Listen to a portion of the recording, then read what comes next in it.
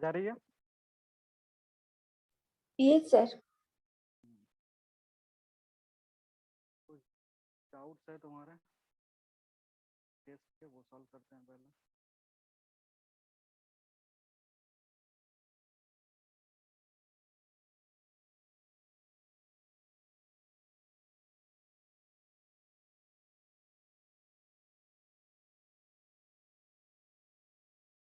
एक प्रॉब्लम है, an electric dipole is placed at the origin and directed along x axis.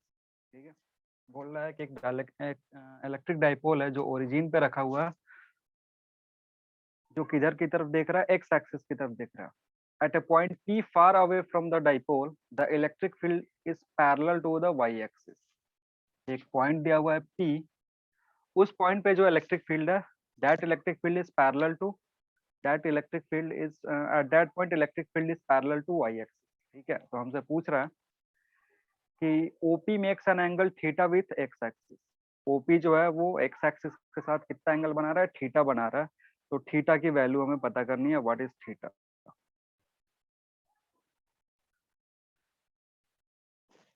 ये हुआ है किसी से, किसी ने सॉल्व करा इसको?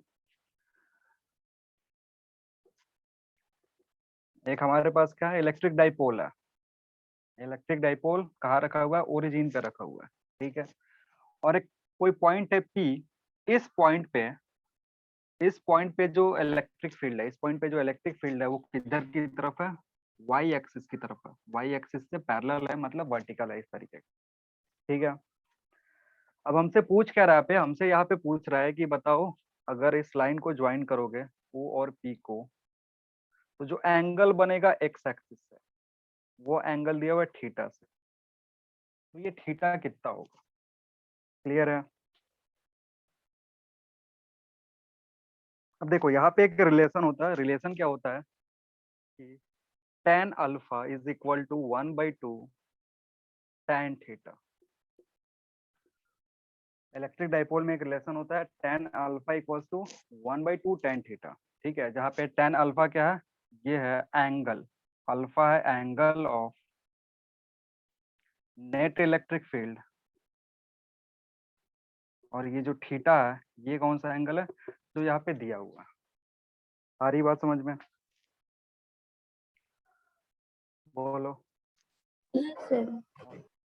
और यहाँ पे क्या होता है कि ये जो एंगल अल्फा जो है वो ये वाला एंगल है, दिस इज एंगल अल्फा।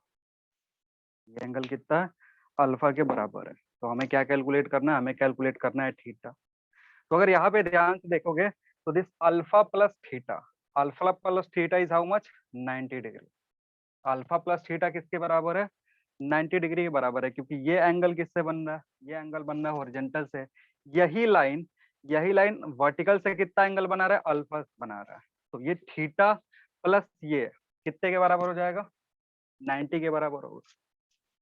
कुछ इस तरीके का, दिस एंड दिस, ये लाइन है तो ये एंगल तुम्हें दिया हुआ है थीटा, और ये एंगल दिया हुआ है अल्फा। यहाँ पे अगर देखोगे this is alpha, this is theta, तो अल्फा प्लस थीटा कितने के बराबर होगा, 90 डिग्री के बराबर। तो उसको यहाँ पे यूज कर लेंगे, तो क्या आ जाएगा, हमें थीटा आ जाएगा। ठीक है, तो यहाँ से लिख सकते हो alpha is equal to 90 degree minus theta, उसको उठा करके आप पुट कर दो। सो tan अल्फा लिखोगे, tan alpha can be written as 9 90 minus theta, और या फिर इसको लिख सकते हो cot थीटा। अब इसको प्लेस कर दो यहाँ पे।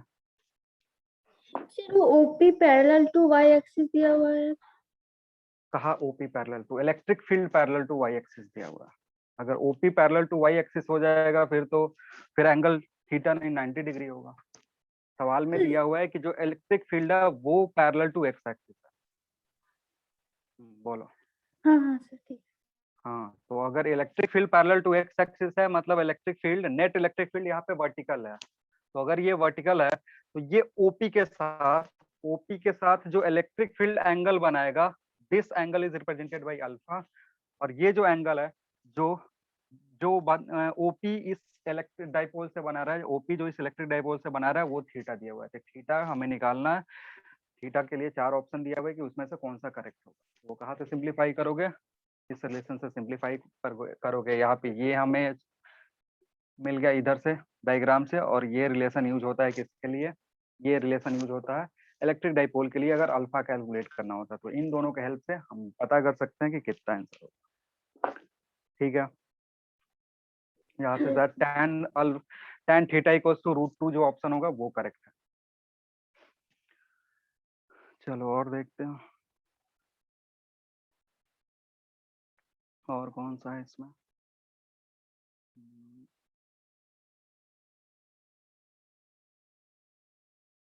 ए और बी के अक्रॉस ये हो गया 41 क्या है, कोलिजन का प्रॉब्लम है। ये थोड़ा सा सही प्रॉब्लम है, ये देखते हैं।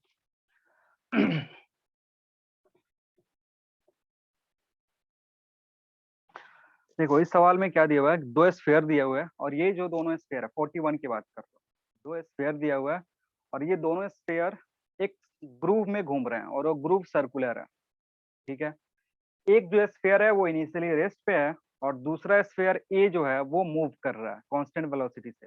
ये कांस्टेंट वेलोसिटी से जब चलेगा तो क्या करेगा, बी से जाकर के टकराएगा, बी से टकराएगा, उस इंस्टेंट पे हम क्या करेंगे, कोलिजन का कंसेप्ट यूज करेंगे। फिर हमसे यहाँ पूछ क्या रहा है कि अगर दोनों का टाइम पीरियड जो है वो दिया हुआ है, T1 और T2 दिया हुआ है, तो हमें कैलकुलेट करना है T2/T1 का रिलेशन। ठीक है, यहाँ पे क्या कैलकुलेट करना है, first impinges at B time T1 and again at T2 if E is coefficient अगर दिया हुआ है तो हमें क्या कैलकुलेट करना है, T1 और T2 का रेशियो कैलकुलेट करना। समझते हैं यहाँ पे कैसे यूज करेंगे हम। ये जो प्रॉब्लम है इसमें इसमें हमें कोलिजन कैसे यूज करना है वो समझते हैं। तो देखो क्या होगा, ये जो ग्रुप है इसमें ये दोनों स्फीयर चल रहा है, दोनों जो स्फीयर है इस ग्रुप में चल रहा है। ठीक है, तो देखो अगर ये v वेलोसिटी से चलेगा, ये जा करके इससे टकराएगा, तो उस टकराने का टाइम दिया हुआ है। दोबारा जब ये टकरा गया उसके बाद फिर से चलना शुरू किया और एक बार और टकराया, तो उसके लिए टाइम दिया हुआ है। तो उसी टाइम का रेशियो हमें कैलकुलेट करना है। तो समझो क्या हो रहा है यहाँ पे, अगर ये v वेलोसिटी से चल के जाके यहाँ पे टकराएगा तो सबसे पहला चीज है, कोलिजन के केस में हम क्या करते हैं, आंख बंद करके मोमेंटम कंजर्व कर देते हैं। जब भी कोलिजन होता है तो हमें एक चीज क्या होता है, श्योर होता है कि हम मोमेंटम को कंजर्व कर सकते हैं। तो अगर मोमेंटम कंजर्व करोगे तो यहाँ से क्या आएगा, m/v is equal to mv1 plus mv2। Collision के बाद अगर ये वेलोसिटी v1 गेन कर रहा है, ये वेलोसिटी v2 गेन कर रहा है, तो ये कोलिजन के बाद का मोमेंटम और ये कोलिजन के पहले का मोमेंटम। ये क्यों कैसे लिख रहा है, from the conservation of momentum equation, क्योंकि ये हमेशा हम लिख सकते हैं during any type of collision. यहाँ से क्या निकलेगा, v equals to v1 plus v2। आ रही बात समझ में, v1 प्लस v2 हमारे पास आया। अब कोलिजन का कोफिशिएंट ऑफ रेस्टिट्यूशन दिया हुआ है, कोलिजन के लिए क्या दिया हुआ है, कोफिशिएंट ऑफ रेस्टिट्यूशन दिया हुआ है। तो कोलिजन का जो भी कोफिशिएंट ऑफ रेस्टिट्यूशन होता है उसका फॉर्मूला क्या होता है, v2 minus v1 divided by u1 minus u2।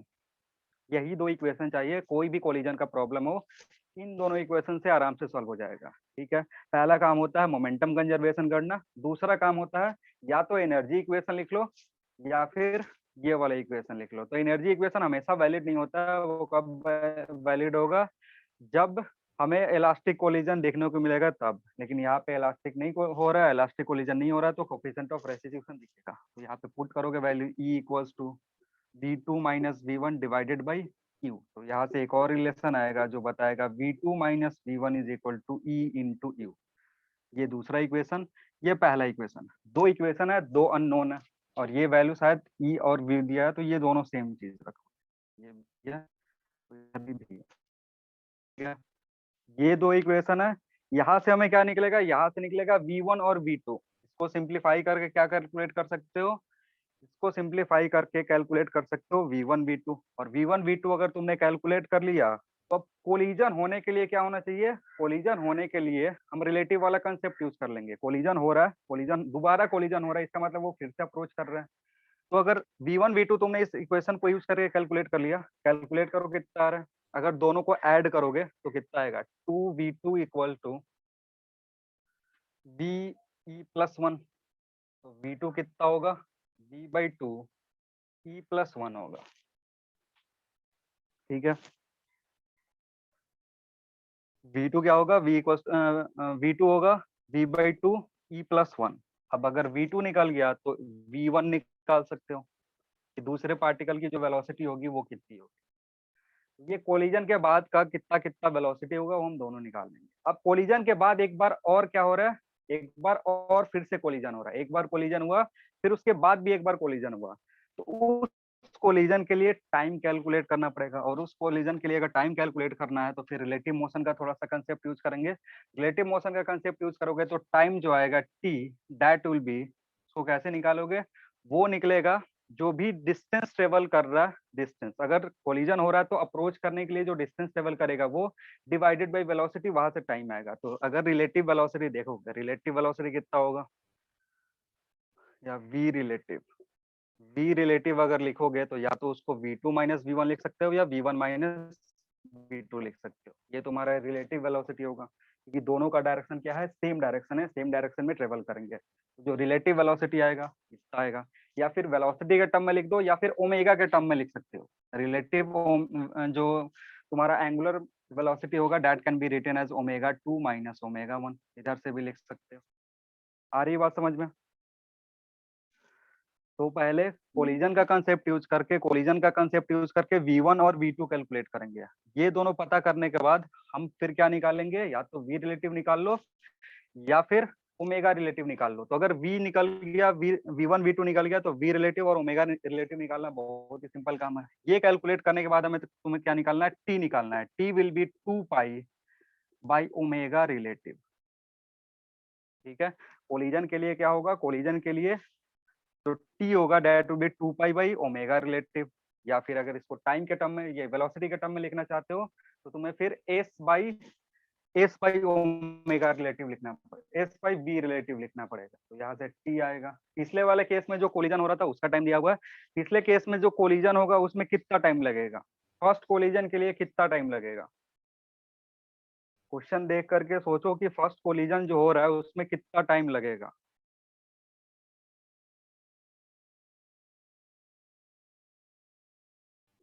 इस ग्रुप में दो बॉल दिया हो, ये एक बॉल यहाँ है, एक बॉल यहाँ है। तो अगर ये बॉल यहाँ से चलना शुरू कर रहा है v वेलोसिटी से, तो इसको जा करके यहाँ टकराना है, कितना टाइम लगेगा पहली बार टकराने के लिए,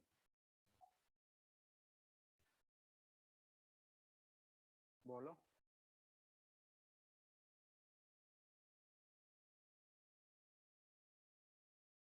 सर टाइम पीरियड तो दिया हुआ है t1।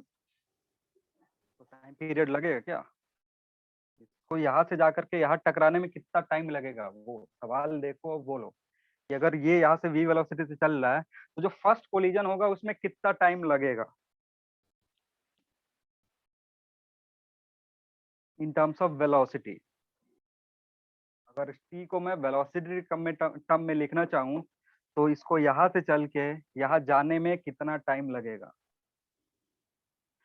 सर उसका diameter by relative velocity sir. अरे डायमीटर कुछ मान लो ना, मान लो इसका डायमीटर डी है, तो वेलोसिटी अगर v दिया हुआ है तो इसको यहाँ से ट्रेवल करके इससे 2t बाय जाके रिलेटिव टकराना वेलोसिटी हो जाएगा। कितना, 2t by relative velocity. 2d by relative velocity. 2d क्यों, क्योंकि सर वो अब तो रेडियस डी मान लिया इसलिए तो 2t हो जाएगा। अच्छा अच्छा, t जो होगा, मैं पहली बार समझा रहा हूँ, t जो होगा that will B pi by omega relative.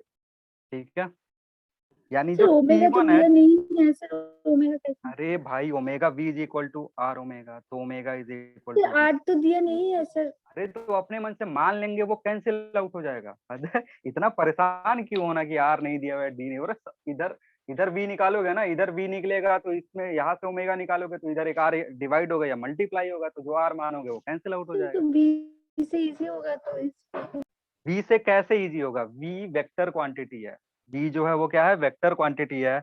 अब यहाँ से रिलेटिव वेलोसिटी निकालोगे, हर पॉइंट पे डायरेक्शन चेंज होगा, हर पॉइंट पे डायरेक्शन चेंज होगा, तो फिर उससे सोचोगे तो थोड़ा सा ये होगा।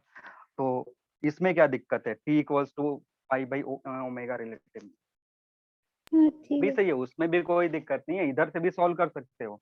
तो पहला जो उसको डिस्टेंस ट्रेवल करना है वो पाई बाई ओमेगा रिलेटिव ये रेस्ट में है, पहले वाले सिचुएशन में ये रेस्ट में है, तो ओमेगा रिलेटिव जो होगा वो इसके बराबर होगा। और ओमेगा रिलेटिव कितना होगा, जो भी अगर डायमीटर ये रेडियस डी मान रहे हो तो डी वाला टर्म आएगा, omega will be V by R, तो वी बाई डी करोगे नीचे आएगा डी, ऊपर आएगा डी। ठीक है, तो पाई डी बाई वी ये T1 है।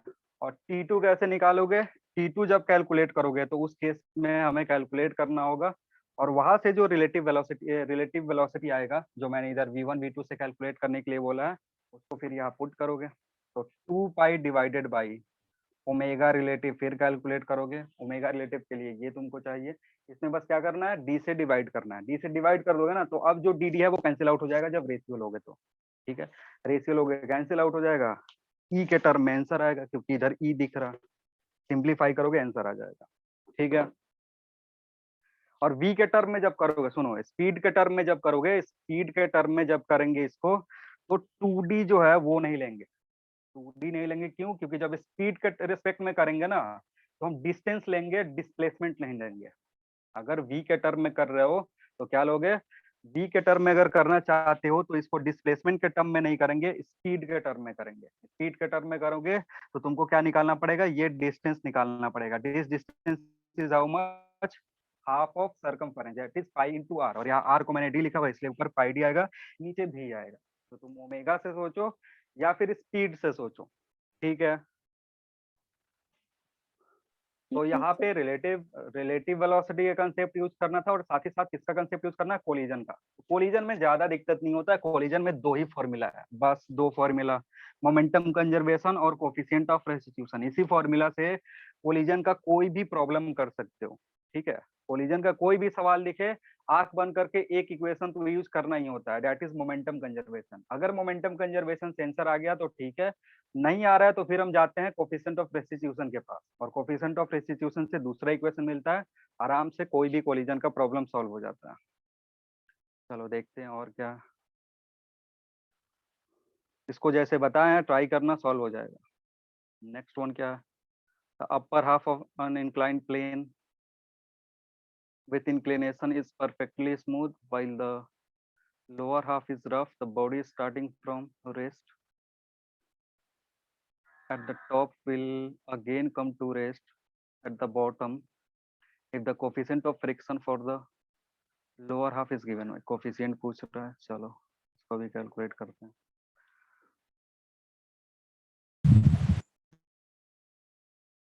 सवाल पढ़ लो सब कुछ। देखो इसमें क्या दिया हुआ है कि एक इंक्लाइन प्लेन दिया हुआ है, ये एंगल है थीटा, यहाँ पे एक ब्लॉक रखा हुआ, यहाँ पे एक ब्लॉक रखा हुआ है जो स्लाइड करके क्या आ रहा है, यहाँ तक आ रहा है और यहाँ पे आने के बाद रेस्ट में होता है। ठीक है, एक ब्लॉक है यहाँ से स्लाइड कर रहा है, तो कुछ जो पोर्शन है, हाफ जो पोर्शन है इसमें फ्रिक्शन है। ठीक है, हाफ पोर्शन पे फ्रिक्शन है, तो इसके चलते ये आ रहा है, फिर फ्रिक्शन मिल रहा है, फ्रिक्शन के चलते आते आते यहाँ पे रुक जा रहा है। तो समझो यहाँ पे क्या हो रहा होगा, यहाँ पे जब इस पॉइंट पे रखोगे, इस पॉइंट पे ऑब्जेक्ट को रखोगे तो उसके पास कौन कौन सी एनर्जी है, अगर ये तुम्हारा रेफरेंस है, यहाँ पे अगर रेफरेंस ले रहे हो, sir potential energy. Potential energy बस आएगा, एंड दैट पोटेंशियल एनर्जी, अगर ये हाइट h है तो दिस विल बी mgh। ठीक है, अब जब यह से चलना शुरू करेगा, यहाँ से चलना शुरू करेगा तो क्या होगा, यहाँ से चलना शुरू करेगा तो इतना पोर्शन तक पोटेंशियल एनर्जी काइनेटिक एनर्जी में कन्वर्ट होगा। समझा, इस पोर्शन में क्या हो रहा है, इस पोर्शन में काइनेटिक एनर्जी जो भी है, ये जो mgh है वो कन्वर्ट होगा काइनेटिक एनर्जी में, इधर कोई फ्रिक्शन नहीं। लेकिन जैसे ही इधर आएगा, जैसे ही इधर आएगा, तो इस केस में क्या होगा, फ्रिक्शन वर्क डन करने लगेगा। फ्रिक्शन जब वर्क डन करेगा तो काइनेटिक एनर्जी को भी रिड्यूस करेगा और साथ ही साथ पोटेंशियल एनर्जी को भी रिड्यूस करेगा। उसके चलते आते आते यहाँ तक क्या बचेगा, कुछ यहाँ तक आते आते आते ना तो काइनेटिक एनर्जी बचेगा ना तो पोटेंशियल एनर्जी बचेगा, क्योंकि हमने रेफरेंस कहा लिया है, यही पे लिया है। यानी यहाँ पे जो टोटल एनर्जी है, टोटल एनर्जी कितना है, 0 है। यहाँ पे जो टोटल एनर्जी है वो कितना है, टोटल एनर्जी यहाँ पे mgh है। आ रही बात समझ में, तो एक तरीके से क्या हो रहा है, एनर्जी का लॉस हो रहा है, और वो लॉस किस फॉर्म में होगा, लॉस जो होगा वो किस फॉर्म में होगा, in form of friction work. ठीक है, तो फ्रिक्शन के चलते जो वर्क होगा, work done by friction, work done by friction, वो कैसे निकलता है? वर्क डन बाय फ्रिक्शन निकलता है म्यू एम जी। अब यहाँ पे क्या करना पड़ेगा तुम, अब ध्यान से देखो यहाँ पे क्या है, नॉर्मल अगर कैलकुलेट करोगे तो नॉर्मल जो होगा वो एम जी कॉस थीटा के बराबर होगा, तो mu M G cos theta, ये तुम्हारा फ्रिक्शन हो गया। ये क्या हुआ, ये म्यू एम जी क्यों आ रहा है, mu M G cos theta इसलिए आ रहा है क्योंकि यहाँ जो नॉर्मल है, नॉर्मल किसके बराबर है, एम जी कॉस थीटा के बराबर है, तो ये फ्रिक्शन हो गया। अब इस फ्रिक्शन फोर्स में मल्टीप्लाई करोगे डिस्प्लेसमेंट से, डिस्प्लेसमेंट कितना है, ये डिस्प्लेसमेंट है and this is L by two, या मान लो एल ही है, एल बाई टू, टू क्यों मानना, ये मान लो एल है, तो इसमें अगर एल से मल्टीप्लाई कर दोगे तो this will give work done by friction. Clear है? Yes sir. फ्रिक्शन इतना वर्क डन करेगा और यही जो वर्क डन है ये वर्क डन बराबर होगा mgh का। ये जो वर्क डन है, क्योंकि टोटल का टोटल एनर्जी यहाँ पे कितना हो जा रहा है, जीरो हो जा रहा है, और जीरो हो जा रहा है क्यों, क्योंकि कुछ एनर्जी खर्च हो रहा है। खर्च कौन करेगा, खर्च किस फॉर्म में होगा, फ्रिक्शन के फॉर्म में होगा, तो इसलिए this is equal to mgh। तो mu M cos theta, mu M G cos theta into L will be equal to mgh, कितने के बराबर होगा, mgh के बराबर होगा। यहाँ से mg कैंसिल आउट हो जाएगा, बचेगा क्या यहाँ पे, सॉरी दो बार cos थीटा लिख दिया हूँ, यहाँ पे बचेगा mu equals to h by L cos theta. अब तुम्हें एल और एच का रिलेशन कैलकुलेट करना है, एल और एच का क्या करना है, रिलेशन कैलकुलेट करना है। तो ध्यान से देखो सवाल में दिया हुआ है कि आधा जो पोर्शन है, आधा पोर्शन क्या है, आधा पोर्शन तुम्हारा जो है वो रफ है, यानी इसके लिए हाइट कितना होगा, h/2 होगा। ये जो हाइट है ये कितना है, h/2 है।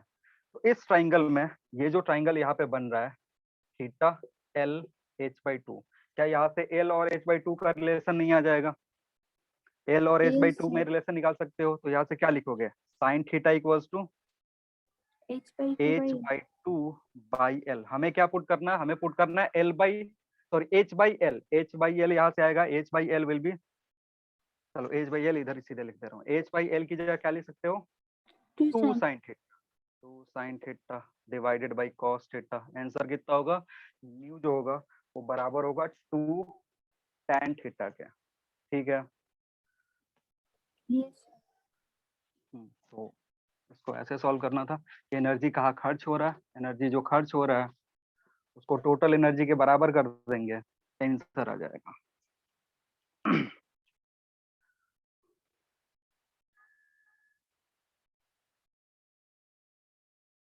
Next one is a particle slides from topmost point of a vertical circle of radius r along a smooth chord making angle theta with the vertical the time of descent। चलो इसमें क्या पूछ रहा, इसमें कुछ इस तरीके का है कि एक एक तुम्हारे पास पार्टिकल है, ठीक है, और वो पार्टिकल एक सर्किल के टॉप पे रखा हुआ है, एक सर्किल के टॉप पे रखा हुआ है और वो वहां से स्लाइड कर रहा है। तो स्लाइड जब कर रहा है ना, वो किसी एक कॉर्ड के अक्रॉस कर रहा है, मान लो इस कॉर्ड के अक्रॉस, इधर के अक्रॉस, ऐसे ऐसे या ऐसे ये स्लाइड करके आ सकता है, इधर से इधर आ जाए या फिर इससे आ जाए या फिर ऐसे आ जाए, ऐसे आ जाए, ऐसे आ जाए।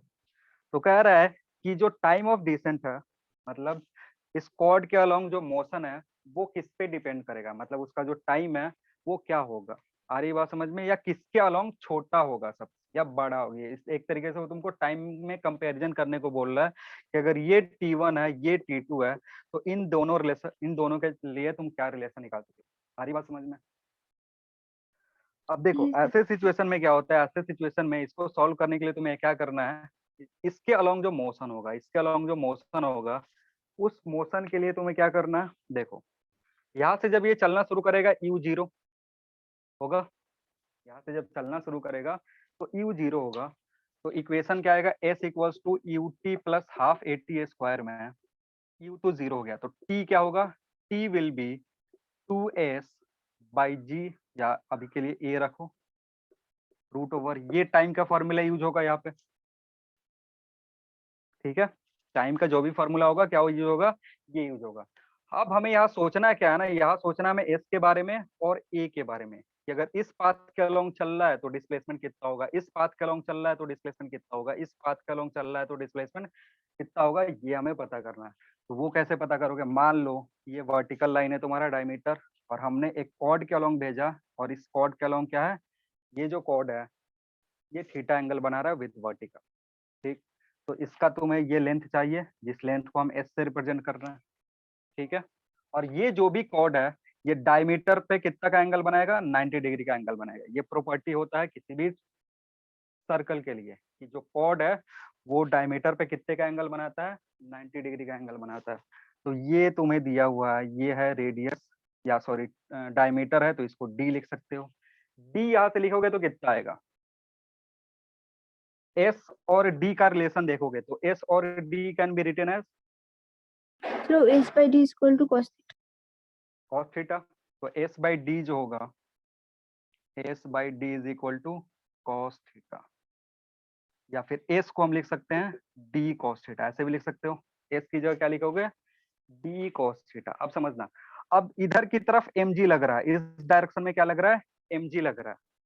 अरे बात समझ में, इस डायरेक्शन के अलोंग क्या लगेगा, अगर इधर की तरफ एम जी लग रहा है तो इस डायरेक्शन Cos के अलोंग theta. कितना, mg cos theta. M G cos theta, यानी जो एक्सिलेशन होगा इस डायरेक्शन में, इस डायरेक्शन में जो एक्सिलेशन होगा that will be G cos theta. क्योंकि इस बार एंगल जो दिया है ना थीटा, वो किधर से दिया हुआ है, वर्टिकल से लिया है हमने। तो अगर वर्टिकल से एंगल थीटा ले रहे हैं तो एक्सिलेशन कितना होगा, जी कॉस थीटा होगा। पहले जब हॉरिजॉन्टल से लेते थे तो साइन थीटा आता था, जब वर्टिकल से लेंगे एंगल तो acceleration along any inclined plane will be G cos theta. तो हमने एस कैलकुलेट कर लिया, ए बी कैलकुलेट कर लिया, यहाँ पुट करो, थीटा आ रहा है, थीटा का टर्म आ रहा है या कैंसिल आउट हो जा रहा है,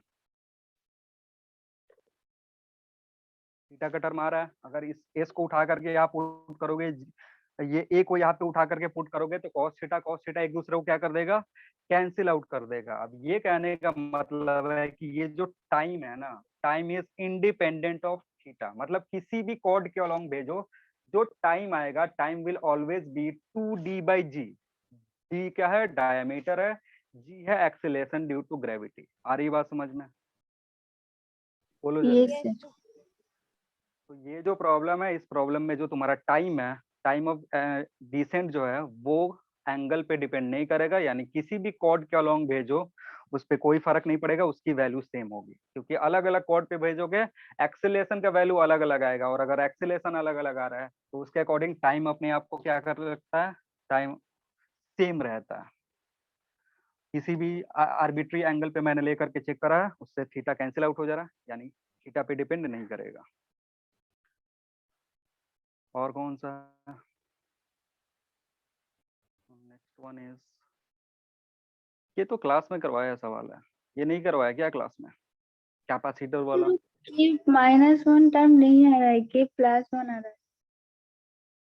ये +1 आ रहा है, अच्छा चलो। कह रहा है two parallel plate capacitor, two parallel plate capacitor, air filled capacitor, each of capacitance C are joint in series to a battery of EMF V। पहला कंडीशन में ड्रॉ कर दे रहा हूँ, बैटरी V। नेक्स्ट क्या कह रहा, the space between the plate of one capacitor is then completely filled up with a uniform dielectric having dielectric constant K। यानी दूसरा जो सिचुएशन है उसमें एक को डायलेक्ट्रिक कांस्टेंट C से फिल कर K से फिल कर दे रहा है, तो फिर क्या पूछ रहा है, V KC और C। इस केस में पूछ रहा है हमसे the quantity of charge which flows through the battery is, battery से कितना चार्ज फ्लो हुआ, ये पूछ रहा। चलो, तो सबसे पहले समझना क्या है कि ये जो इनिशियल सिचुएशन है यहाँ पे कितना चार्ज है, और ये जो फाइनल सिचुएशन है यहाँ पे कितना चार्ज है। मान लो यहाँ पे क्यू डैश है और यहाँ पे कितना है, क्यू है। यहाँ पे क्यू डैश और क्यू, तो तुम्हें क्या पता करना है, चार्ज फ्लो जो होगा delta Q that will B Q dash minus Q, यही होगा।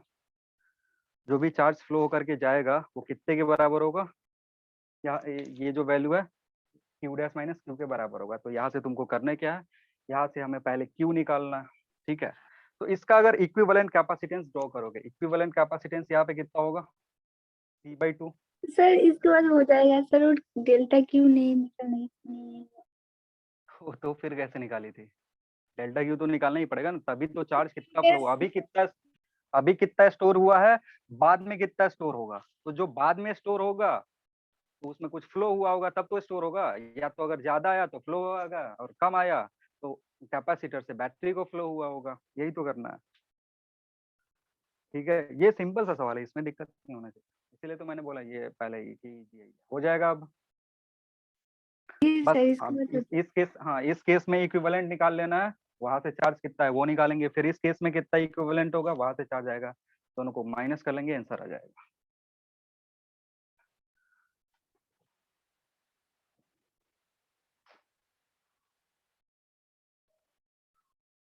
और कौन सा हम्म,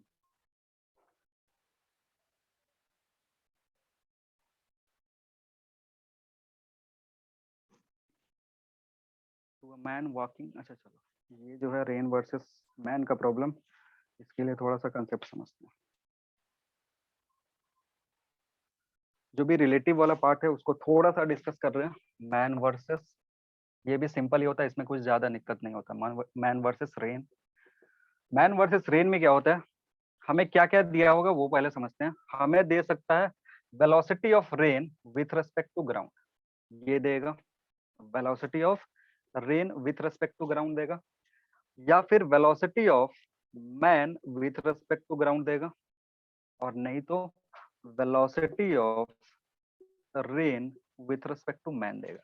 ये तीन चीजें हमारे पास होंगी, ठीक है। इन तीन चीजों में क्या होता है, कोई एक चीज मिसिंग होता है, दो देगा तीसरा पूछेगा तुमसे, ठीक है ना। अब देखो यहाँ क्या है कि ये जो भी टर्म लिखा हुआ है इसका मैंने मतलब समझा के रखा है। इसका क्या मतलब है, rain with respect to ground, man with respect to ground and rain with respect to man.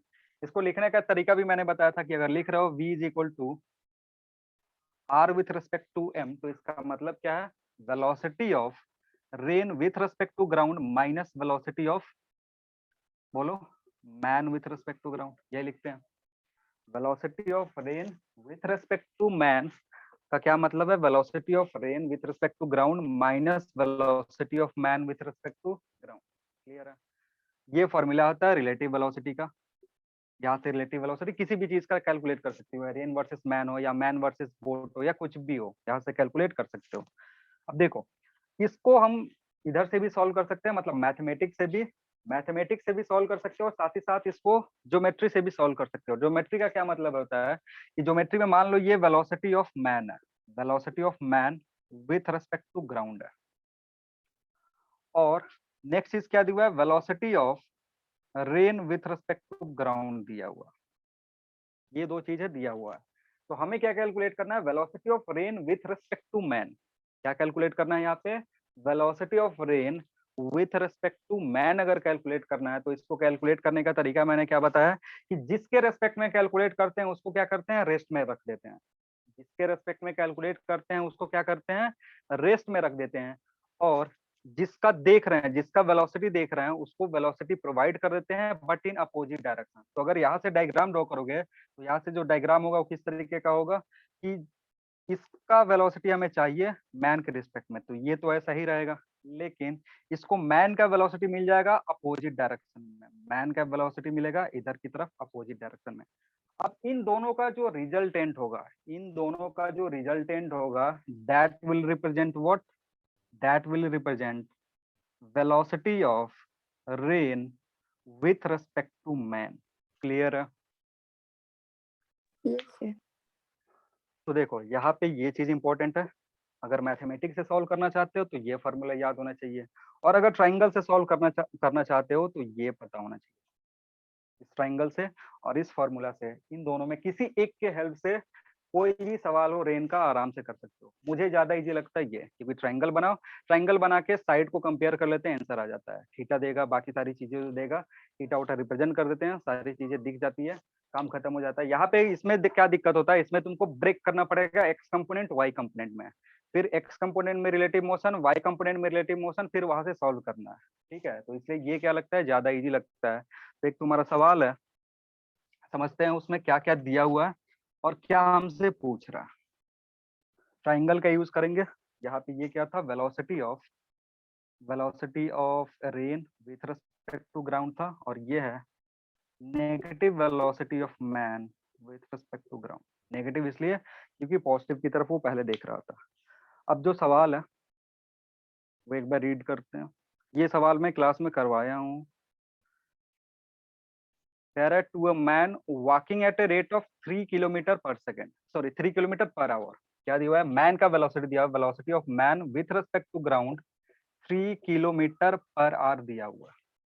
अब क्या पूछ रहा है, rain appears to fall him vertically, rain appears to fall him vertically, मतलब तुमको velocity of rain with respect to man में क्या information दिया हुआ है कि इसको वर्टिकली फील हो रहा है, वर्टिकली फील हो रहा है। ठीक है, अब नेक्स्ट क्या दिया हुआ है, when he increases his speed to 6 kilometre, अगर स्पीड को इंक्रीज करे कितना, 6 किलोमीटर पर आवर से, तो क्या हो रहा है,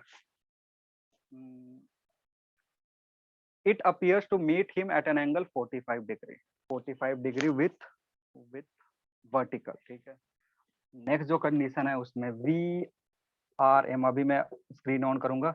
इस केस में जो एंगल है इज 45 डिग्री विथ वर्टिकल, ये इंफॉर्मेशन दिया हुआ है। और इस इंफॉर्मेशन के हेल्प से हमें क्या निकालना, फाइंड स्पीड ऑफ रेन, यानी velocity of rain with respect to ground निकालना है। This is what. चलो, तो 2 ट्राइंगल बनाना है इसके लिए, और उसी 2 ट्राइंगल को सॉल्व करोगे, आंसर आ जाएगा। समझना क्या दिया हुआ है, पहले वाले केस में क्या दिया हुआ है, वेलोसिटी ऑफ मैन कितना है, 3 किलोमीटर पर आवर है। वेलोसिटी ऑफ मैन कितना दिया हुआ है, 3 किलोमीटर पर आवर। जब इस स्पीड से चल रहा है ना, तो रेन इसको क्या फील हो रहा है, रेन वर्टिकली फील हो रहा है। अब समझना जो ट्राइंगल है वो कैसे बना रहा है। ट्राइंगल है कि मैन अगर इधर 3 किलोमीटर पर आवर से चल रहा है, 3 किलोमीटर पर आवर से चल रहा है, और रेन मान लो v वेलोसिटी से थीटा एंगल पे फॉल कर रहा है। रेन का स्पीड कितना है, v है, और ये वर्टिकल से थीटा एंगल बना रहा है। ठीक, तो जब मैन चलेगा ना, तो क्या होगा, हमारा काम क्या होता है, हमारा काम होता है कि इसकी जो स्पीड है इसको अपोजिट करके सप्लाई कर देते हैं। क्या करते हैं, इसका जो स्पीड है 3 किलोमीटर पर आवर, अपोजिट करके इसको दे देते हैं, रेन को दे देते हैं, तो ये देगा।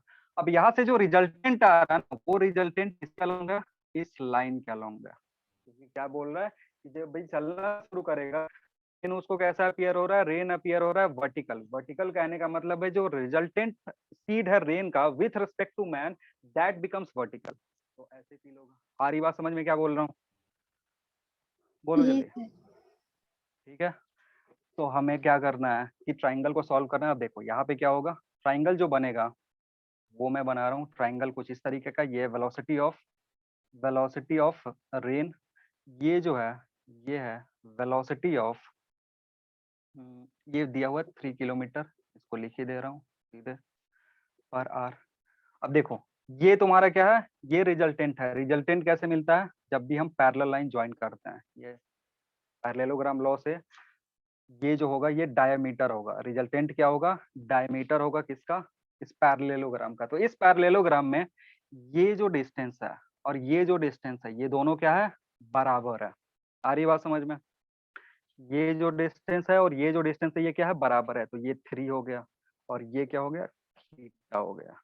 तो अब इस थीटा 3 और v का रिलेशन आराम से लिख सकते हो, थीटा 3 और v का रिलेशन आराम से लिख सकते हो, आया ना इस ट्राइंगल में। तो यहाँ से क्या दिखेगा, यहाँ से तुमको दिखेगा कि जो भी थीटा है उसका कौन सा कंपोनेंट, कॉस या साइन, साइन थीटा किसके बराबर होगा, sine theta will be 3/v।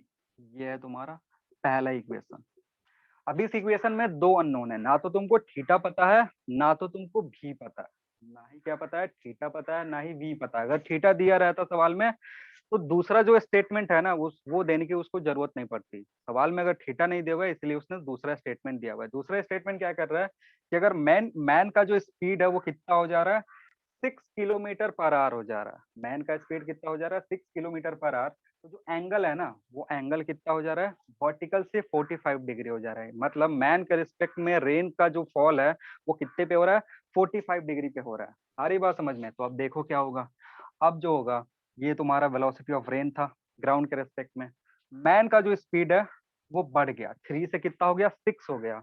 और 6 होने के चलते जो रेन है वो 45 डिग्री पे उसको अपीयर हो रहा है। रेन कितने पे अपीयर हो रहा है? 45 डिग्री पे। आप समझना क्या होगा। अगेन अगर ट्राइंगल बनाओगे तो जो भी हमारा रिजल्टेंट पैरेललोग्राम की तरह दिख रहा है, चलो थोड़ा सा और इसको मॉडिफाई कर सकते हैं। मान लो ये पैरेललोग्राम है, this is equal to this one. ये वैल्यू जो होगा और ये वैल्यू जो होगा ये बराबर है। ये एंगल हमें पता है, ये एंगल कितना है? थीटा। वर्टिकल के साथ रेन कितने का एंगल बना रहा था? थीटा के बराबर बना रहा था। वर्टिकल के साथ रेन कितना एंगल बना रहा है? थीटा के बराबर बना। तो ये तो वर्टिकल के साथ थीटा पहले बन रहा था, लेकिन जब उसने स्पीड 3 से 6 कर दिया, जब स्पीड उसने क्या करा? 3 से 6 कर दिया, तो अब रेन किधर फॉल होगा? रेन उसके रेस्पेक्ट में इधर फॉल होगा, और ये एंगल वर्टिकल से 45 डिग्री। सारी बात समझ में? Triangle Yes, sir. कैसे बनना समझ में आ रहा है? तो ये जो है इधर से ये एक ट्राइंगल मिलेगा। इस ट्राइंगल में ये जो लेंथ होगा, this length is how much? This length is 6 kilometre per our. ये जो पूरा वाला लेंथ है, ये लेंथ और ये लेंथ बराबर होनी चाहिए, क्योंकि हम पैरेललोग्राम बना रहे हैं। तो ये लेंथ 6 किलोमीटर पर आवर के बराबर होगा। और साथ ही साथ हमें एक चीज पता है, ये जो पुराना वाला लेंथ था, ये पुराना वाला लेंथ कितने के बराबर था? पुराना वाला लेंथ 3 किमी जब पर थीटा एंगल बन रहा था तो 3 के बराबर था। ये कितना है? 3 किलोमीटर पर आवर के बराबर है। तो अगर ये 3 के बराबर है, टोटल 6 के बराबर है, तो ये कितने के बराबर होगा? 3 के हो जाए 3. 3 के बराबर होगा। ठीक है ना? अब यहाँ से तुम क्या निकाल सकते हो? ये वर्टिकल हाइट निकाल सकते हो। यहाँ से क्या करोगे? वर्टिकल हाइट निकाल सकते हो, क्योंकि this vertical height is common to both the triangle. This vertical height is common to both the triangle. दोनों ट्राइंगल में क्या है? वर्टिकल हाइट कॉमन है। तो यहाँ पे अगर देखोगे तो यहाँ पे जो ट्राइंगल बनेगा वो कुछ इस तरीके का बनेगा कि दिस इज 45, ठीक है, ये 45 और ये 3। तो ये 45 है और ये एंगल 90 है, तो ये भी 45 डिग्री होगा। ये 45, ये 45 और ये 90 डिग्री। तो अगर ये तुम्हारा 3 है तो this will also be how much? 3 होगा। अगर ये 3 है, Yes, sir. ये 3 है, तो ये 3 हो गया। इसका मतलब ये जो ट्राइंगल बन रहा था ना, इस ट्राइंगल में ये जो साइड है ये कितने के बराबर है? 3 के बराबर है। और भी इसका हाइपोटेनस है, तो भी will be how much? 2, sorry 3√2। भी का वैल्यू कितना होगा? 3√2 के बराबर होगा, with the help of Pythagoras theorem. आ रही बात समझ में? इसमें बस 2 ट्राइंगल बनाना Yes. होता है, उसी 2 ट्राइंगल को सॉल्व करना होता है। लेकिन 2 ट्राइंगल बनाने के लिए रिलेटिव का कंसेप्ट पता होना चाहिए। रिलेटिव का कंसेप्ट क्या होगा? वो जो चीज मैंने बताया कि एक ट्राइंगल बनाओ, फिर से वो ट्राइंगल मैं बना दे रहा हूँ। हमें क्या करना होता है कि मान लो कि अगर ये वेलोसिटी ऑफ रेन है विथ रिस्पेक्ट टू ग्राउंड और मैन इधर की तरफ चल रहा है, तो ऐसा velocity minus velocity of man with respect to ground, इसका जो रिजल्टेंट होगा, रिजल्टेंट कैसे निकालेंगे? रिजल्टेंट निकालने के लिए हमें पैरेललोग्राम रूल फॉलो करना होता है। तो ये जो डायमीटर है, this diameter will give what? This diameter will give velocity of rain with respect to man. ठीक। अब जो भी सवाल दिया है इसके अकॉर्डिंग मॉडिफाई कर सकते हो। मॉडिफाई करोगे, अगर वर्टिकल से एंगल दिया हुआ है, ये एंगल सवाल में अगर दिया होगा तो ये एंगल लिख दोगे। ये एंगल जैसे ही लिखोगे ट्राइंगल के लिए सॉल्व करना होगा। और ट्राइंगल में पाइथागोरस थ्योरम यूज करना पड़ेगा, या साइन कंपोनेंट या कॉस कंपोनेंट यूज करोगे, आराम से सॉल्व हो जाएगा। जैसे एक और प्रॉब्लम शायद है, उसको देख लेते हैं।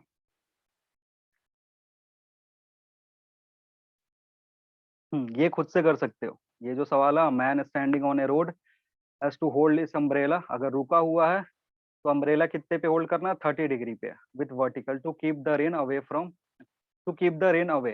तो अगर मैन स्टैंडिंग कंडीशन में है तो इसका मतलब जो भी जो भी रेन होगा उसके रेस्पेक्ट में वो इक्वल टू होगा ग्राउंड के रेस्पेक्ट में। अगर मैन रेस्ट में है तो मैन के रेस्पेक्ट में और ग्राउंड के रेस्पेक्ट में जो रेन का स्पीड होगा या रेन का जो एंगल होगा वो सेम टू सेम होगा। यानी तुमको यहाँ पे क्या दिया हुआ है कि जो रेन है वो ग्राउंड के रेस्पेक्ट में 30 डिग्री एंगल पे फॉल हो रहा है। अब क्या पता करना है, he throws the umbrella and starts running 10 kilometre per our. Umbrella को छोड़ करके जब 10 किलोमीटर पर आवर से दौड़ना शुरू कर रहा है, he finds that rain drops hitting in vertically. ठीक है, ये तो बहुत ही सिंपल है क्योंकि इसमें एंगल ही दे दिया। इसमें क्या दे दिया तुमको, एंगल दे दिया है। So what is the speed with speed of rain with respect to ground. इसके लिए तो दो ट्राइंगल बनाने की भी जरूरत नहीं है, एक ही ट्राइंगल बनाओगे काम बन जाएगा। क्योंकि इसमें क्या बोल रहा है साफ साफ कि ग्राउंड के रेस्पेक्ट में जो रेन है वो 30 डिग्री का एंगल बना रहा है। ठीक है, ग्राउंड के रेस्पेक्ट में क्या है, स्टैंडिंग मैन जब स्टैंडिंग कंडीशन में है तो उसके साथ एंगल 30 डिग्री का बन रहा है, यानी ग्राउंड के रेस्पेक्ट में भी एंगल कितने का बनेगा, 30 डिग्री के बराबर का बनेगा। अब बोल रहा है कि मैन क्या हो रहा है, अम्ब्रेला फेंक करके 10 किलोमीटर पर आवर से चलने लगा। 10 किलोमीटर पर आवर मतलब इधर की तरफ चलने लगा, तो रेन उस पर वर्टिकल हो गया। रेन वर्टिकल का मतलब ट्राइंगल इस तरीके का बनेगा। तो तुमको ये भी कैलकुलेट करना है। ये दिया हुआ ये 10 किलोमीटर पर आवर, तो यहाँ से तो बहुत ही सिंपल है, वही फॉर्मूला जो मैंने लिखा था साइन थीटा वाला। ठीक है, इस साइन थीटा जो होगा या साइन 30 या जो होगा वो कितने के बराबर होगा, this will B 10 by v, so v will be 10 by sine 30। बस आंसर आ गया। ठीक है, बोलो कोई दिक्कत। नहीं ट्राइंगल बनाने आ जाएगा, रेन का कोई भी प्रॉब्लम सॉल्व कर सकते हो। अब ये जो 6 और 7 है इसको सॉल्व करना नहीं होगा तो फिर बता देंगे। चलो, और किसी ने भी भेजा था, कहाँ गया वो। सर 14 नंबर देखिए ना सर। 14 ग्रुप में भेजे नहीं हो क्या? नहीं सर। ग्रुप में पीडीएफ है? हाँ सर, क्वेश्चन पीडीएफ है। पीडीएफ है ग्रुप में? हाँ सर। एक मिनट में चेक करता हूँ। अच्छा, ये पहले जो फोटो भेजा है किसी ने, ये पता ना चाइनीज नाम लिखा हुआ है या कौन सा लैंग्वेज है मुझे नहीं पता। जो ब्लैक हार्ट वाला है ये देख लेते हैं पहले, फिर और सॉल्व करेंगे। ये जो भी ब्लैक हार्ट है वो प्रेजेंट है क्लास में? नहीं है? सिर्फ ब्लैक हट के। पता नहीं किसी ने अपना नाम पे वो नाम नहीं लिखा हुआ है, चाइनीज में कुछ लिख के फिर ब्लैक हार्ट है। वो प्रेजेंट है कि नहीं, चाइनीज है या कौन सा लैंग्वेज है वो पता नहीं है, लेकिन कुछ अजीब सा लैंग्वेज है फिर ब्लैक हार्ट लगा हुआ है। वो प्रेजेंट है कि नहीं क्लास में, उसने 3-4 सवाल भेजे हैं। अब बोलेगा भी नहीं बेचारा, सर सोचेगा वो बेइज्जती। ग्रुप में जो भेजा है हाँ हाँ, ग्रुप में है। अब बल्ब सर, प्लेस्ड इन उससे द नहीं है, इमरान है वो। अच्छा, इमरान है। चलो, नहीं है तो फिर अगर तुम लोग से हो रहा होगा ये सवाल, इजी इजी है, सॉल्व करके भेज देना उसको। एक सवाल जो है यहाँ पे बढ़िया है, वो मैं बता दे रहा हूँ। बाकी दोनों जो सवाल है वो इजी है, तुम लोग सॉल्व करके उसको भेज देना। क्या कह रहा है कि bulb is placed at a depth of 2√7 metre. एक बल्ब है जिसको हमने कहा रखा हुआ है, डेप्थ पे रखा हुआ है, जिसका वैल्यू दी हुआ है 2√7। उसके बाद क्या है, and a floating opaque disc is placed over it. एक डिस्क इसके ऊपर रखा हुआ है जो फ्लोट कर रहा है, such that the bulb is not visible at the surface। what is, हाँ ये बहुत सही सवाल है, क्योंकि ये जो सवाल है ये सॉल्व होगा क्रिटिकल एंगल के सिचुएशन से। समझो क्या हो रहा है, देखो होता क्या है कि इस बल्ब को देखने के लिए, अगर इस बल्ब को ऊपर से देखना, अगर ये बल्ब है, मान लो ये डिस्क नहीं लगा हुआ है, ठीक है, तो अगर इस बल्ब को देखना है तो इससे जो रेज निकल रहा है वो तुम्हारे आंखों तक पहुंचना चाहिए। जो भी रेज निकल रहा है वो तुम्हारे आंखों तक पहुंचेगा तो देख पाओगे। अब होता क्या है कि यहाँ से बहुत सारे रेज निकलेंगे, एक ऐसा रे होगा जिसके लिए TIR होगा। ठीक है, तो अगर टोटल इंटरनल रिफ्लेक्शन हो गया, तुम इधर कहीं खड़े होगे तो नहीं दिखेगा, मतलब ये रे जा करके तुम्हारे आंखों तक पहुंचती तो तुम देख पाते। लेकिन सिचुएशन क्या हो गया कि अगर टोटल इंटरनल रिफ्लेक्शन हो गया तो तुम इधर खड़े हो गए तो ये बल्ब नहीं दिखेगा। ठीक है, तो उसके लिए हमें कैलकुलेट करना होता है कि मिनिमम वैल्यू क्या होगी जहां तक इस बल्ब को हम देख सकते हैं। वो होगा कि जब ये रे जाकर के इससे हिट कर जाए क्रिटिकल एंगल पे, मतलब ये जो एंगल है अगर ये थीटा सी के बराबर हो जाए, ये एंगल थीटा सी के बराबर हो जाए, उसके बाद के किसी एंगल के लिए इधर बल्ब नहीं दिखेगा। आ रही बात समझ में क्या बोल रहा हूँ? अगर इस बल्ब को देखना है तो यहाँ से जो भी रे पहुंच रही है वो तुम्हारे आंखों तक पहुंचना चाहिए अगर इधर खड़े हो तो। ठीक है, तो जब रे यहाँ से जाएगा उसको क्या मिलेगा, उसको मिलेगा ये डेंसर से रेयरर जा रहा है। तो डेंसर से रेयरर जाने में एक ऐसा सिचुएशन होता है जहाँ पे रे TIR दे देती है। तो जो TIR जहाँ पे मिलेगा उसके बाद का रे तुमको नहीं दिखेगा, वो पानी में अंदर ही अंदर रिफ्लेक्ट हो जाएगा। कब तक दिखेगा? जब तक तुम एंगल थीटा सी के बराबर रखोगे। आ रही बात समझ में? तो ये इधर भी होता है और साथ ही साथ इधर भी होता है। अब यहाँ क्या बनता है? एक डिस्क बनता है। यहाँ क्या बनेगा? डिस्क बनेगा। ठीक है, इस डिस्क के ऊपर अगर कहीं भी रहोगे तो तुम्हें ये बल्ब दिखेगा, इस डिस्क के अगर बाहर रहोगे तो बल्ब नहीं दिखेगा। आ रही बात समझ में? सर ये तो फीस वाला प्रॉब्लम की तरह। किस वाला प्रॉब्लम है? वो जो कोन एंगल वाला होता है ना, कोन एंगल ही है। तो ये सवाल को थोड़ा सा मॉडिफाई करके दिया है कि अगर एक पीस है यहाँ पे तो वो कितना, उसका विजुअल एंगल कितना होगा, वो सारी चीजें कैलकुलेट करने की होती है। विजुअल फील्ड कितना होगा, तो विजुअल फील्ड जो होता है यहाँ पे कोनिकल होता है, क्योंकि जो भी रे है वो रे कब तक बाहर निकल रहा है? जब तक वो क्रिटिकल एंगल से छोटा है। अगर क्रिटिकल एंगल से बड़ा हो जाएगा तो क्या होगा? रे का TIR हो जाएगा। तो समझेंगे?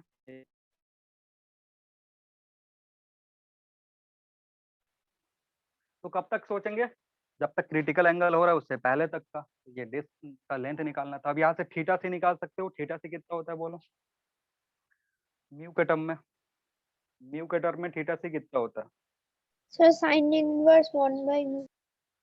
साइन इनवर्स 1/म्यू। ठीक है, तो अगर ये थीटा सी दिया हुआ है तुमको, ये हाइट दिया हुआ है, ये हाइट दिया हुआ है, ये एंगल दिया हुआ है थीटा सी, तो ये एंगल थीटा सी है तो this will be 90 minus theta c. अब यहाँ से तुम क्या निकाल सकते हो? This will be radius of the disc. R निकालना है या डायमीटर निकालना है, तो अगर आर निकालोगे तो इस ट्राइंगल से सीधे आंसर आ जाएगा। अगर डायमीटर निकालना है तो आर निकाल के 2 से मल्टीप्लाई कर दो, आंसर आ जाएगा। ठीक है, बाकी जो 2 सवाल है वो खुद से कर सकते हो, कि बाकी 2 सवाल में बस तुमसे रिलेटिव, एक में रिलेटिव रिफ्रैक्टिव इंडेक्स पूछ रहा है, दूसरे वाले में जो पूछ रहा है, चलो दूसरा वाले भी थोड़ा, जो थर्ड क्वेश्चन है वो भी थोड़ा सा एक्सप्लेन कर दे रहा है। उसमें क्या दिया हुआ है ना, उसमें दिया हुआ है सिर्फ मीडियम, डिवाइड किया गया हुआ। ठीक है, डिवाइड करके पूछ रहा है कि कंडीशन बताओ थीटा के लिए, कि यहाँ से थीटा कितना पे भेजे ताकि जो रे है वो इस मीडियम में ना पहुंचे। ऐसा कोई सवाल है कि अगर इसको एंगल थीटा से भेज रहे हैं तो इस थीटा की वैल्यू बताओ ताकि ये जो भी रे यहाँ से जा रहा है तो यहाँ पे इधर पे ना पहुंचे। ठीक है, तो इधर ना पहुंचने का क्या कंडीशन होगा? कि TIR हो रहा होगा। ठीक है, और तुमसे मिनिमम पूछ रहा है, मिनिमम एंगल पूछ रहा है, यानी तुमसे पूछ रहा है क्रिटिकल वाला कंडीशन। मतलब अगर रे यहाँ पे हिट कर रहे, रे यहाँ पे हिट कर जाए कितने पे? थीटा सी पे, तो क्या होगा? गेज करते हुए सरफेस को निकल जाएगा। जब सरफेस को गेज करते हुए निकल जाएगा, सॉरी उधर की तरफ गेज करेगा, गेज करते हुए निकल जाएगा तो इधर पहुंचेगा नहीं। तो हमें क्या करना ना, ये जो प्रॉब्लम है इसको उल्टा सॉल्व करना था। इसको क्या करना है? इधर से स्टार्ट करना है, ये ट्राइंगल बनेगा, ये ट्राइंगल बनेगा, तो यहाँ से ये थीटा सी दिया हुआ है तो ये निकाल सकते हो। अगेन ये थीटा सी, ये थीटा सी, एक तरीके से जितने भी सरफेस दिए हुए हैं सब पे स्नेल्स लॉ लगेगा, लेकिन उल्टा डायरेक्शन में। यहाँ पे एक बार स्नेल्स लॉ, यहाँ पे एक बार स्नेल्स लॉ, यहाँ पे एक बार स्नेल्स लॉ लगाओगे तब जाकर के थीटा मिलेगा। ट्राई करना, रिवर्स डायरेक्शन में हो जाएगा। आ रही बात समझ में? सवाल पढ़ते हो कि नहीं ग्रुप में जो आता है? कि पढ़ते हो? किसी ने ट्राई करा था वो जो भी सवाल उसने नहीं भेजा? सर वो क्लास हो रहा था। अच्छा ठीक है, तो वो ट्राई करना, हो जाएगा। इजी है दोनों सवाल। चलो, किसी ने टेस्ट का कितना नंबर बोला था तुमने? 1 मिनट पहले मुझे क्वेश्चन ढूंढना सर था। 14। टेस्ट का क्वेश्चन नंबर 14 कब भेजा हुआ था? वो जो क्वेश्चन पेपर भेजा है कब का भेजा है? यही है ना, रिवीजन टेस्ट 2? हाँ सर। हाँ सर। 2 बजे भेजा है ये ना? क्वेश्चन नंबर 14 क्या है? क्वेश्चन नंबर 14 में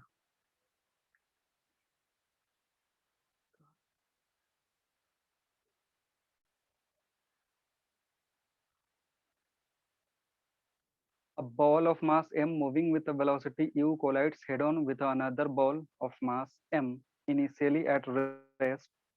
यही वाला है क्या? if the coefficient of restitution is e then the ratio of final and initial velocity of the ball। यही पूछ रहे हो क्या?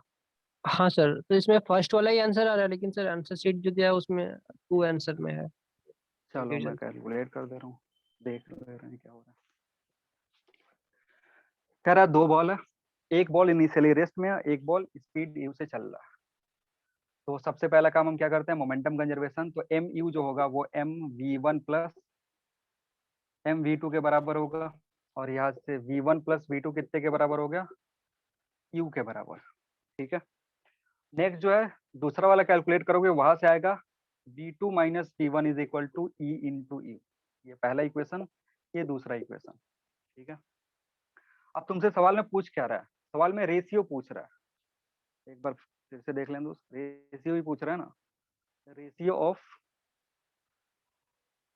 Then ratio of final and initial velocity of first ball. यानी तुमसे क्या पूछ रहा है, तुमसे पूछ रहा है यू बाई v1 पूछ रहा है,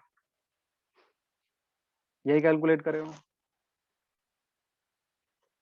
हाँ सर। यू बाई v1 पूछ रहा है, तो तुमको क्या करना है, इसको ऐड कर दो। ऐड कर दोगे तो क्या हो जाए, ऐड नहीं करो, सब्सट्रैक्ट कर दो। सब्सट्रैक्ट करोगे तो दिस माइनस, ये प्लस, ये माइनस, तो v2 कैंसिल आउट हो जाएगा। 2v1 जो होगा this will be equal to e into 1, sorry उल्टा कर रहा हूं मैं, u इंटू 1 माइनस ई होगा। हाँ सर। तो यहाँ से u बाई v1 जो होगा this will be how much, u इधर गया, v1 इधर गया, तो 2 बाई 1 माइनस ई। ये आंसर नहीं दिया हुआ, पता नहीं सर, सर मेरे यही आंसर है। तुमने तुमने क्या करा। सर मेरे तो सर फर्स्ट वाला आया जिसमें 1 माइनस ई बाई 1 प्लस ई आया था। तुमने कुछ और निकाल दिया होगा। तुमने क्या निकाला, तुमने रेशियो निकाला है पक्का, हाँ इनिशियल और सर। फाइनल वेलोसिटी का रेशियो निकाला है। सर मैं तो फिर सॉल्यूशन मैं तो वही कर रहा हूँ, सॉल्यूशन में ग्रुप में सेंड करता सॉल्यूशन एक बार सर वो और v1 by जैसे भी करे हो करो। u मैं चाहे तो v1 आंसर बाई यू 4 अगर पूछ आएगा। रहा है, उल्टा हो जाएगा। v1 बाई यू अगर पूछ रहा है तो 1 माइनस ई बाई 2 हो जाएगा, बस 1/2, थोड़ा सा चेंज होगा बस इसका, ठीक है। मतलब तुमने शायद कैलकुलेट कर दिया होगा v2 by v1। v2 by v1 कहने का मतलब है दोनों बॉल का फाइनल वेलोसिटी का रेशियो। हाँ सर अब सर वही। 1 प्लस ई, हाँ तब 1 प्लस ई और 1 बाई यू 1 बाई ई आ जाएगा, 1 माइनस ई। और कोई डाउट और है। Sir 18 sir. 18, 18 क्या कह रहा है, 18 किधर है। हाँ, a mass is suspended by massless string wound around a uniform cylindrical of mass capital M of radius r. On releasing the mass from rest it will fall, हाँ acceleration। चलो देखो, अब ये जो सवाल है ना, यहाँ देखो क्या क्या होगा। इस टाइप का भी सवाल मैंने शायद करवाया है क्लास में। कुछ लोग हैं जो क्लास नहीं कर रहे हैं इसलिए दिक्कत हो रहा है। देखो ऐसा कोई सिचुएशन दिया हुआ है, ये एक डिस्क है। अब देखो जब ये रिलीज होगा ना, जब ये रिलीज होगा, जब इसको रिलीज करोगे तो ये डिस्क भी घूमेगा। ये जो भी पुली दिया हुआ है ना, जब इसको रिलीज करोगे तो ये पुली घूमेगा। तो यहाँ पे क्या है ना, ट्रांसलेशन का भी कंसेप्ट आएगा और रोटेशन का भी कंसेप्ट आएगा। क्योंकि जब ये मोशन कर रहा है, जब ये मोशन जब देखोगे तो यहाँ पे तुम्हें दोनों चीज दिखेगा, रोटेशन के साथ साथ ट्रांसलेशन। आ रही बात समझ में। ये ट्रांसलेट करेगा और ये जो पुली है या ये जो डिस्क है ये क्या करेगा, रोटेट होगा। तो जब हम यहाँ पे फॉर्मूला लिखेंगे मोशन के लिए, तो रोटेशन और ट्रांसलेशन दोनों के लिए आना चाहिए, ठीक है। तो सबसे पहला फॉर्मूला हम कौन सा यूज करते हैं, यहाँ पे इसका फ्री बॉडी डायग्राम बनाते हैं। फ्री बॉडी डायग्राम अगर इसको बनाओगे तो नीचे mg, ऊपर टेंशन T, और मान लो ये A से नीचे एक्सेलेरेट करेगा। तो यहाँ से तुम क्या लिख सकते हो, यहाँ से लिख सकते हो mg minus T is equal to m into A। ये इक्वेशन तुमको मिला। अब ये जो इक्वेशन है इसमें कितने अननोन है, ये जो इक्वेशन है mg minus T equals to ma, यहाँ पे कितने अननोन है। सर एक्सेलरेशन तो एक्सेलेरेशन नहीं दिया हुआ, नहीं एक्सेलेरेशन है। नहीं दिया हुआ, एक्सेलेरेशन ही तुमसे पूछ रहा है। साथ ही साथ टेंशन भी यहाँ पे नहीं पता है तुमको। टेंशन रस्सी काटोगे तो दिखेगा टेंशन T है, तो ये T अननोन है, A अननोन है, तो दो अननोन है। तो कम से कम तुम्हें दो इक्वेशन चाहिए। वो दूसरा इक्वेशन कहाँ से आएगा, यहाँ से आएगा। क्योंकि ये जो डिस्क है ना, इस पे ये रस्सी जो है ये टेंशन T लगा रहा है, और ये जो रस्सी है ये इस फिक्स पॉइंट से इसेंट्रिक है, ठीक है ना। तो ये एक टॉर्क क्रिएट करेगा। उस टॉर्क के चलते ये जो पुली है ये क्या करेगा, रोटेट करेगा। तो अगर इस पुली के लिए इक्वेशन लिखोगे, इस पुली के लिए इक्वेशन लिखोगे तो क्या आएगा, T इंटू R। ये टॉर्क है तुम्हारा। पुली के लिए कैसे लिखेंगे, torque equals to I alpha. इसके लिए क्या लिखते हैं, F is equal to F net is equal to mass into acceleration. जब ट्रांसलेशन होता है तो ये इक्वेशन यूज करते हैं। तो नेट फोर्स इस पे कितना है, T m g minus T है, वो किसके बराबर हो, मास इंटू एक्सेलेरेशन के बराबर। लेकिन जब रोटेशन होगा, रोटेशन के केस में क्या होता है, torque equals to I alpha. अब टॉर्क देखोगे, torque will be how much, torque will be T into R बराबर इसका आई, ठीक है, इसका आई कैलकुलेट करोगे, आई अल्फा। अब अल्फा जो है ना, अब देखो, अब इस इक्वेशन को जब देखोगे तो अब इसके पास, तुम्हारे पास एक नया अननोन आ गया, अल्फा आ गया, ठीक है ना। तो ये अननोन था, ये भी अननोन है, यहाँ पे टी अननोन है और ए अननोन है। तो ये दोनों जो इक्वेशन है, ये दोनों इक्वेशन मिला करके कितने अननोन देंगे, 3 अननोन देंगे। मतलब हमें एक और इक्वेशन का जरूरत पड़ेगा। अब समझना क्या हो रहा है, ये जो टॉर्क है, ये किसके चलते आ रहा है, इस बॉडी के ट्रांसलेशन के चलते आ रहा है। ये जो टॉर्क है ये किसके चलते आ रहा है, इस बॉडी के ट्रांसलेशन के चलते आ रहा है। इसका मतलब यहाँ पे होगा ए इक्वल्स टू आर अल्फा। ये जो होगा वो किसके बराबर होगा, आर अल्फा के बराबर होगा, क्योंकि यहाँ पे ट्रांसलेशन और रोटेशन एक दूसरे से रिलेटेड है, क्योंकि ये जो रस्सी है ये खुलेगा, उसके चलते वो नीचे की तरफ जाएगा। तो जो एक्सेलरेशन होगा और अल्फा होगा वो एक दूसरे से रिलेटेड होगा, क्योंकि v is equal to are omega के बराबर होगा। यहाँ से अगर वेलोसिटी देखोगे तो ये इस पॉइंट की वेलोसिटी, रस्सी भी से नीचे जाएगा तो उसको कितने से घुमाएगा, ओमेगा इंटू आर से घुमाएगा। यानी v इज इक्वल टू यहाँ पे क्या होगा, ओमेगा इंटू आर के बराबर होगा, अगर ये ओमेगा से घूम रहा है तो। अगर v equal to omega are है तो क्या लिख सकते हो, a is equal to are alpha भी लिख सकते हो। यानी ये तुम्हारा थर्ड इक्वेशन है। इन तीनों इक्वेशन को सॉल्व करोगे, यहाँ से तुम्हें मिलेगा एक्सेलरेशन। आ रही बात समझ में, क्या बोल रहा हूँ, Yes, sir. बोलो जल्दी। ठीक है, तो ऐसे प्रॉब्लम में ज्यादातर बच्चे गलती क्या करते हैं, बस इसी से सॉल्व करके छोड़ देते हैं, ठीक है ना। बस ट्रांसलेशन का कंसेप्ट यूज करते हैं। पुली जो है उसमें मास आ गया, पहले पुली में मास नहीं था ना, तो हम रोटेशन का कंसेप्ट यूज नहीं कर रहे थे। जब भी हमने न्यूटन लॉ ऑफ मोशन पढ़ा था, उसमें जो भी स्ट्रिंग पुली का प्रॉब्लम था उसमें मास नहीं था, वो मासलेस था। लेकिन जैसे ही पुली में मास आ जाता है, वो रोटेट करता है, और रोटेट करेगा तो रोटेशन का कंसेप्ट यूज होगा, और रोटेशन का कंसेप्ट ये है तुम्हारा। और अगर मोशन जो है एक दूसरे से कनेक्टेड है, तो we can write v is equal to omega R, क्योंकि इस रस्सी का जो वेलोसिटी होगा वो किससे डिपेंड करेगा, ओमेगा पे डिपेंड करेगा, तो ओमेगा आर के बराबर। तो v equals to omega are है, that is a equals to are alpha. तो ये थर्ड इक्वेशन, तीन अननोन अब इजीली सॉल्व हो जाएगा, ठीक है। Yes, sir. और कोई डाउट, या हो गया, बोलो जल्दी। Sir, 27 नंबर से कीजिएगा, उसमें आंसर गलत है शायद। आंसर गलत किसी में नहीं है, इस बार मैंने सब कुछ क्रॉस चेक किया हुआ है, तो आंसर गलत नहीं होना चाहिए। The change in frequency of Doppler effect in sound does not depend on speed of source, speed of observer, frequency of source, separation between, हाँ फोर्थ वन, सेपरेशन पे डिपेंड नहीं ऑब्जर्वर, करता। हाँ बोलो। Sir observer, speed of the हाँ observer बोलो, तो sir depend करेगा तो स्पीड ऑफ ऑब्जर्वर पे क्यों नहीं डिपेंड करेगा। जो फॉर्मूला लिखते हो, समझो, जो फॉर्मूला लिखते हैं हम फ्रीक्वेंसी एफ डैश का, तो एक मिनट बोर्ड ऑन करना। जो फॉर्मूला लिखते हो एफ डैश का वो क्या होता है, F into v plus minus, ऊपर वी होता है या वी एस होता है, VU होता है सर। वी होता है, divided by v minus plus V S, यही बताए थे। तो ये ऑब्जर्वर का स्पीड है, ये सोर्स का स्पीड है, तो उस पर अपेरेंट फ्रीक्वेंसी डिपेंड कर रहा है, और फ्रीक्वेंसी पे तो डिपेंड कर ही रहा है।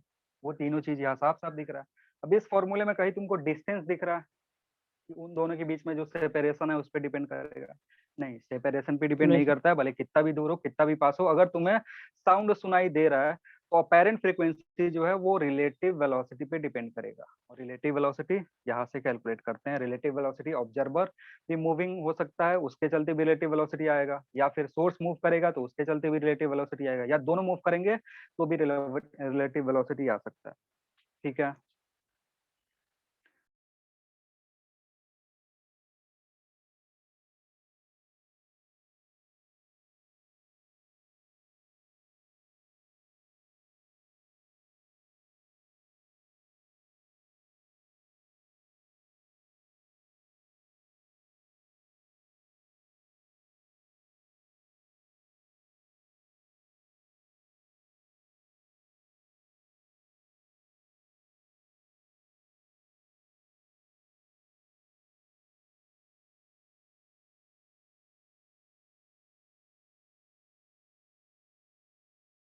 और कोई डाउट है? हो गया?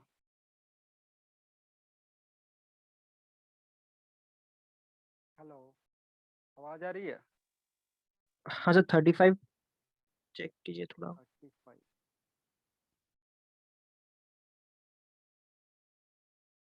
35 क्या? Capacitor of capacitance 10 microfarad, charge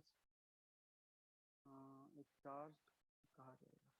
It charged by connecting it to a battery of 12 EMF and internal resistance 2 ohm. The time taken for the 50% of the maximum charge is stored is on the. अच्छा, ये तो direct formula based है। Formula क्या बोलता है? Q equals to sir Q naught. 50%। हाँ, एक minute बता रहा है। हाँ बोलो। यहाँ पे क्या है ना, फॉर्मूला होता है ना हमारा Q equals to CV into 1 minus e to the power minus t by tau. यही होता है ना Q का फॉर्मूला। Yes sir. तो 50% कहने का मतलब है ना Q is equal to 0.5 times of CV। 50% कहने का क्या मतलब है कि आधा चार्ज उसने ले चुका है, तो आधा चार्ज कितना होगा? CV/2 या 0.5%, 0.5 ऑफ CV। तो यहाँ पे क्या लिख सकते हो? 0.5 CV is equal to CV into 1 minus e to the power minus t by tau. इसको CV कैंसिल आउट हो जाएगा। यहाँ से सिंप्लीफाई करोगे तो E will come as E will be equals to T by tau और 2। तो यहाँ के T/2 टाउ जो होगा that will be log ln2, so T will be tau ln2। ये टी हाफ का फॉर्मूला भी है, इसको डायरेक्ट फॉर्मूला से भी कर सकते थे। अगर टी हाफ तुम्हें याद होता, टी हाफ का फॉर्मूला जो है वो याद होता, इसको यहाँ भी कर सकते थे डायरेक्टली। टी हाफ का फॉर्मूला क्या होगा? केमिस्ट्री में भी तुमने पढ़ा होगा। T half is what? किसी भी टी हाफ के लिए फॉर्मूला पढ़ोगे तो यहाँ आएगा ln2 डिवाइडेड बाई RC। ठीक है, क्योंकि टाउ क्या होता है? टाउ की वैल्यू कितनी होती है? सॉरी उल्टा कर दिया, टाउ ऊपर जाएगा तो RC इंटू ln2। जो भी वैल्यू दिया उसको पुट करोगे, आंसर आ जाएगा। बोलो, आ रहा है समझ में क्या बोल रहा है? हाँ सर। इसको सिंप्लीफाई सर करके डायरेक्ट हो जाता फॉर्मूला कौन सा था? है ये वाला। टी हाफ के लिए डायरेक्ट फॉर्मूला होता है t half is equal to RC into ln2। R दिया हुआ था तुमको, टी दिया हुआ था, ln2 की वैल्यू तुमको पता है, मल्टीप्लाई करोगे आंसर आ जाएगा। ठीक है सर। ठीक है, नहीं याद है अगर टी हाफ का तो फॉर्मूला यहाँ से चलेंगे, यहाँ से भी सिंप्लीफाई करोगे, इतना ही पहुंचोगे। बोलो और कोई? हो गया? ये और भी है? सर हो गया। चलो ठीक है फिर। और किसी को कुछ डाउट नहीं है? जल्दी बोलो, है तो यस, नहीं है तो नो।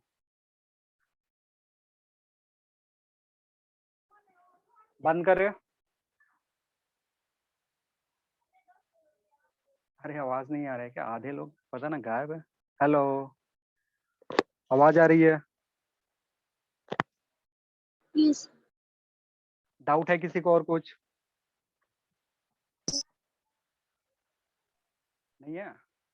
क्वेश्चन में जो भी टेस्ट हुआ है प्रीवियस वाला, उसमें कोई और डाउट है?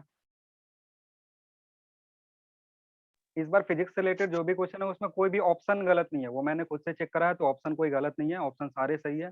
अगर तुम गलती कर रहे हो तो जो भी डाउट है वो पूछ सकते हो।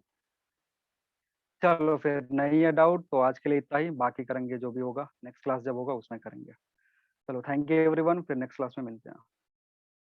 Thank you, sir.